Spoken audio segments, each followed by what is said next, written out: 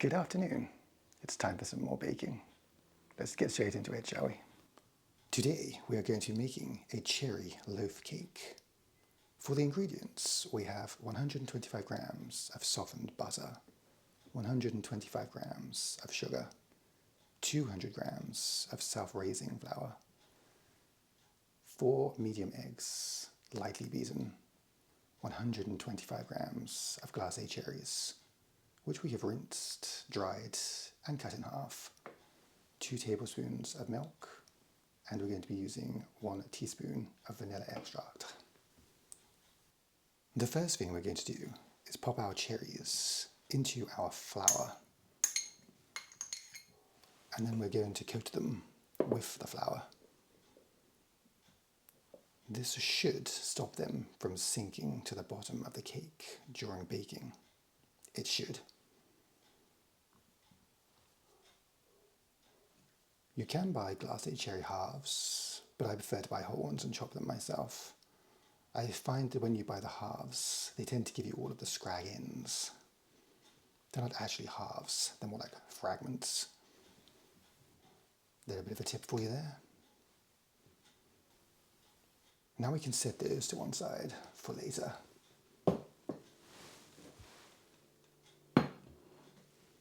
Now we can start making our cake mixture. The first thing we're going to do is put our butter into a large bowl, like this one.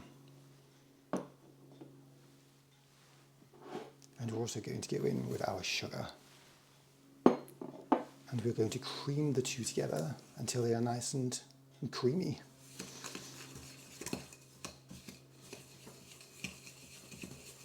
There we go, that's what we're looking for. Next, we're going to add in our beaten eggs, a little at a time. And we're going to beat them well after each addition.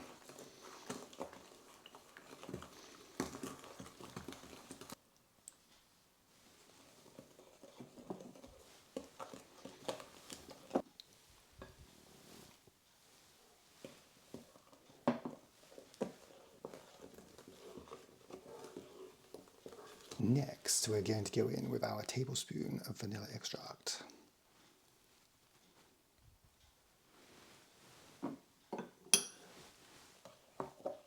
Give that a little bit of a mix. Now we're going to pour in our flour and our cherries.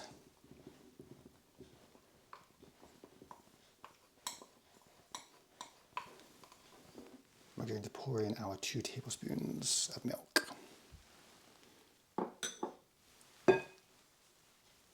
And we're going to gently fold that in.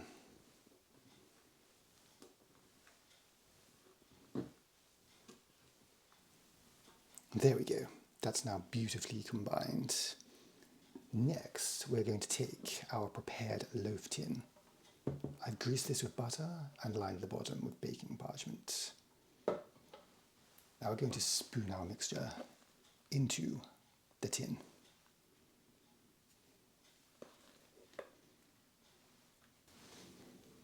Now we're going to smooth the surface.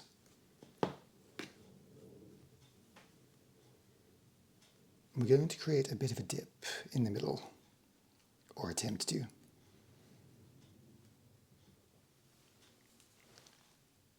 This tin is about 8.5 inches by 4.5 inches. Now we're going to pop this into the oven for about 30 minutes at 180 fan or 160 non-fan. And then we're going to drop the temperature down to 140 fan, 160 non-fan for about a further 45 minutes until it's risen golden brown and the skewer comes out clean when inserted into the middle. Fresh out of the oven. Let's give it the old skewer test. Yep, that's fully baked. Skewer's coming out nice and clean. I gave it an hour in the end. 30 minutes at 160 and then 30 minutes at 140. That's fan assisted.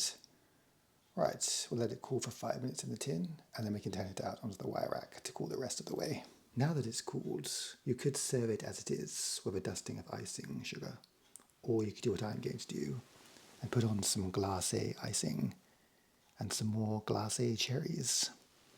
I'm just going to drizzle this over the top in an attractive pattern. And here is the end result. Not too shabby, huh? Well, I do hope you enjoyed this video. Until next time, cheerio.